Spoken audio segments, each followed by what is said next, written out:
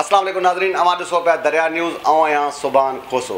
नाज़रीन, सिंध जो सभ खां वॾो धाड़ेल सुल्तू शहर अॼु मारिजी वियो आहे। सुल्तू शहर जी तरीक़ा ऐं वारदात छा हुई, कीअं सॼे मुल्क मां माण्हू खे फ़ोननि ते घुराए उन्हनि खे अगवा कयो वेंदो हो, उनखां पोइ भुंग जी जेका रक़म आहे उहा वसूल कई वेंदी हुई। सुल्तू शहर 3 SHO शहीद कया, 12 पुलिस एहलकारनि खे शहीद कयो, 98 मुख़्तलिफ़ जंहिंमें जेको आहे क़त्ल अगवा समेत मुख़्तलिफ़ जेके केस हुया उहे सुल्तू शहर ते दाख़िल हुया।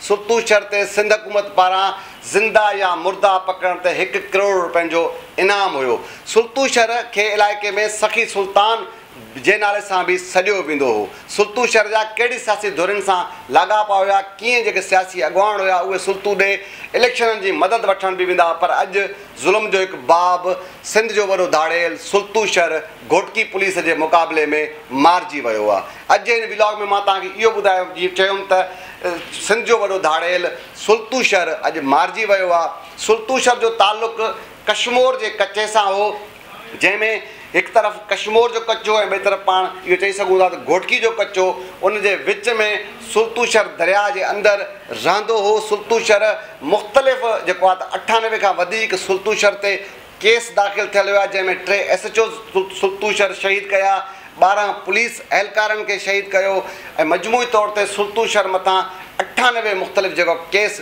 दाख़िल थिया। को वक़्तु अहिड़ो बि हो जॾहिं सुल्तू शहर रूपोश हो, पर वरी कुझु वक़्तु अहिड़ो आयो जो सुल्तू शहर सरेआम कश्मोर जे रोडनि रस्तनि ते नज़र ईंदो हो। पर कश्मोर पुलिस खे, सिंध पुलिस खे इहा जुरत न हुई त सुल्तू शहर खे को हथु हणी सघे। पर अॼु घोटकी पुलिस SSP तनवीर तुनियोन जी टीम जुरत जो मुज़ाहिरो कयो ऐं हिकु जेको ज़ुल्म जो बाब आहे उहो बंदि कयो वियो। सुल्तू शहर लाइ इहो ॿुधायो वञे थो, मुख़्तलिफ़ ॻाल्हियूं जेके मार्केट में आहिनि, पर जेका मुंहिंजा ज़रिया ॿुधाइनि था, जेके मूंखे जेका इंफॉर्मेशन मिली आहे उहा इहा आहे। सुल्तू खे अॼु सुबुह जो हिकु कॉल वसूल थी फ़ोन ते, उनखां पोइ सुल्तू बिना कंहिंखे ॿुधाइण जे मोटरसाइकिल ते निकितो ऐं रस्ते में पंहिंजे दोस्त सां गॾु मारिजी वियो आहे। सुल्तू शहर खे घोटकी पुलिस ऐं जेको DIG आहे जावेद जिस्काणी ऐं SSP तनवीर तुनियोन जेका टीम आहे उन सुल्तू शहर खे अॼु मुक़ाबले में मारण जी दावा कई आहे। अहिड़े तरीक़े सां जीअं मां पहिरियों चयो त ज़ुल्म जो हिकिड़ो जेको बाब आहे उहो बंदि थी वियो। मां इंट्रो में इहो बि तव्हांखे चयो त कीअं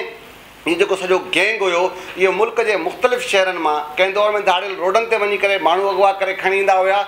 पोइ वरी जॾहिं जदीद ही नई टेक्नोलॉजी आई, फ़ोन आई, त हिननि इहो ट्रेंड अख़्तियार कयो त कचे में मुख़्तलिफ़ औरतूं हायर कयूं, उन्हनि खे विहारियो ऐं उहे औरतूं माण्हुनि खे फ़ोन कॉल कंदियूं हुयूं, पंहिंजे प्यार जे जेको आहे हुन में फ़रेब में आणींदियूं ऐं पोइ उनखे घुराईंदियूं। ऐं ईअं बि थींदो हो त कंहिंखे एतबार न अचे, माण्हुनि खे एतबार ॾियण लाइ मुख़्तलिफ़ होटलनि ते मुख़्तलिफ़ शहरनि में औरतूं उन्हनि सां मुलाक़ात कंदियूं हुयूं ऐं उहे माण्हू ईंदा हुया ऐं उनखे अगवा कयो वेंदो। कुझु वक़्तु अहिड़ो रहियो कश्मोर जीअं पाण चई सघूं था त हिकु अगवा जी इंडस्ट्री हुई। सॼे मुल्क मां माण्हू अगवा थींदा हुया, माण्हू कश्मोर जे कचे में ईंदा हुया, उते थंब थींदी हुई ऐं माण्हू पाण जेका भुंग जी रक़मूं ॾेई करे पोइ वरी उहे माण्हू जेको आहे त बाज़ियाब थींदा। पर कॾहिं पुलिस इहा हिमत ऐं जुरत न कई, कॾहिं इहो महसूसु करण जी कोशिशि न कई त हीअ जेका अगवा जी इंडस्ट्री आहे हिनखे केतिरे तरीक़े बंदि करायो वञे। ऐं अगरि उहे माण्हू जेको अगवा थींदा उहे ईंदा बि हुआ त उन्हनि खे इहा सलाह ॾिनी वेंदी हुई त फलाणो हितां इलाइक़े जो जेको पातारीदार आहे, फलाणो जेको एजेंट आहे धाड़ेलनि जो, उन सां राब्तो कयो ऐं पंहिंजा माण्हू छॾायो। अहिड़े तरीक़े सां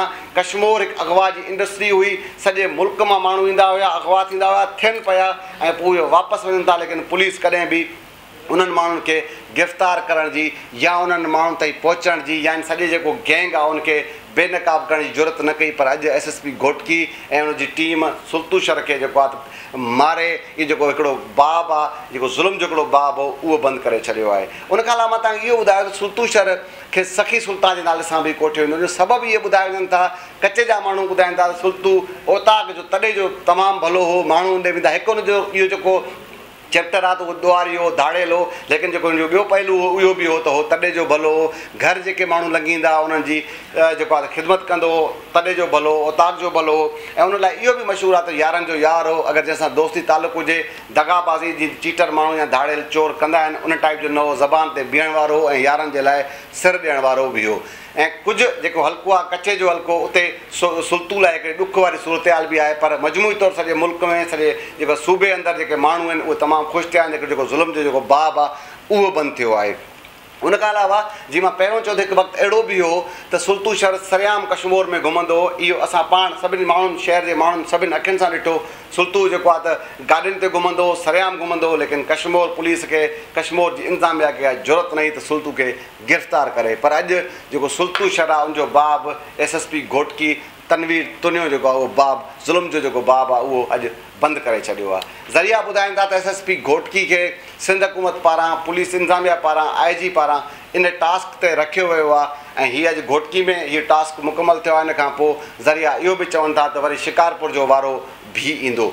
ऐं अॼु सां गॾु गॾु जेको हीउ सॼो वाक़ियो थियो आहे IG पारां अॼु इहो ॿुधायो वियो आहे त जेको SSP घोटकी आहे ऐं जेका उनजी टीम आहे DIG जावेद जिस्काणी लाइ 50 लख रुपयनि जो IG पारां ऐलान बि कयो वियो आहे। हाणे इहो बि ॾिसणो आहे त जेका करोड़ रुपयो सुल्तू के ज़िंदा या मुर्दा पकड़ण ते हो उहो क्रेडिट उहे पैसा केॾे था वञनि इहो बि ॾिसबो। पर अॼु जेको ज़ुल्म जो हिकिड़ो बाब आहे सुल्तू शहर अॼु मारिजी वियो आहे।